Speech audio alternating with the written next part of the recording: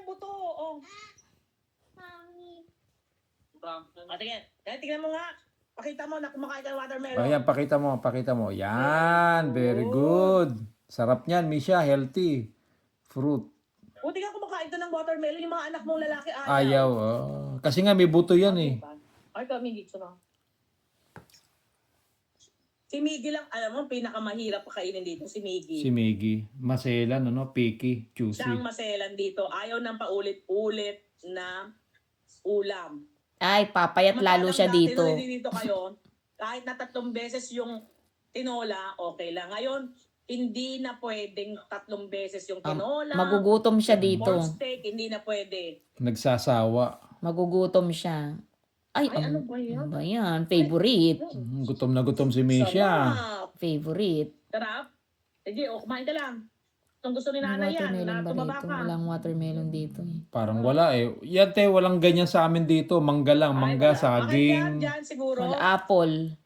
Mangga, saging, apple, orange, grapes. Ay, di bali marami namang ano dito, berries, strawberry, raspberry, blueberry. Pero yung mga ganyan, wala. Sabi ko nga sa kanya, kumain ka na kumain para maging kasang taba mo ako. Wow. Ayaw niya.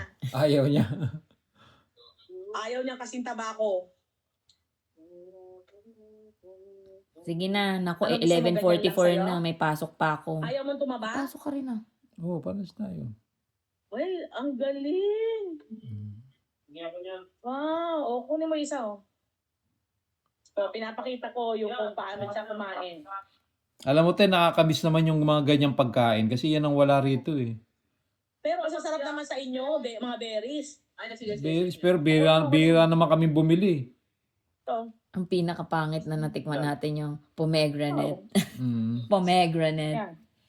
Pomegranate. Pangit. Parang buto. Uy, maganda makain yun ka. pomegranate. Pangit. Pomegranate. Pangit ng lasa. Yung puto, yung puro buto. Kulay pula.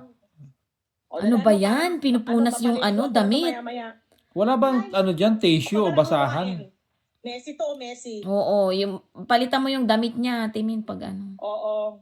Kapalitan ko, pinapakita niya lang na kumakain siya ng Watermelon. Favorite pala niya yung watermelon. Naku, mapapanood mo na naman to, Misha. O yan. O, kakain na kasi. Sarap. Kami kakain na rin ng dinner. O, sige na. Kumain na kayo. Ano na rito, te? 11:45. Naku, ano ba yan? Hindi pa kami kumakain ng hapunan. Kakaluto pa Kumain lang. na kayo. Okay. Okay, bye-bye. Okay, bye-bye. Bye-bye, Misha. I love you.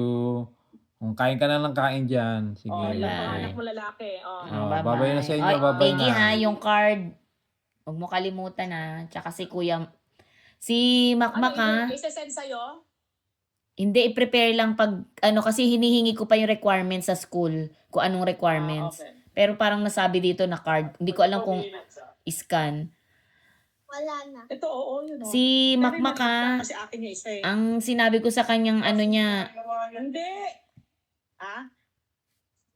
ang sinabi ko sa kanyang kukuhain niya ay healthcare assistant certificate. Sino?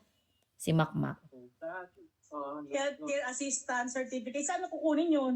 Hindi, dito. Dito, yun ang pag-aaralan niya. Yun ang magiging kurso niya rito. Oo, kasi in demand dyan. Oo. Sige. Health. Ano lang naman yun, 30 weeks. 30 weeks ba yung sinabi ko?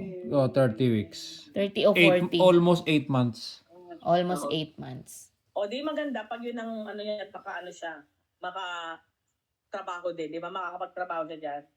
Oo, after. International student siya, parang ako. O, Okay. malaki naman ang Ayan, si Misha. Wow. Pangalawa Kumain niya na na kayo. yata yan.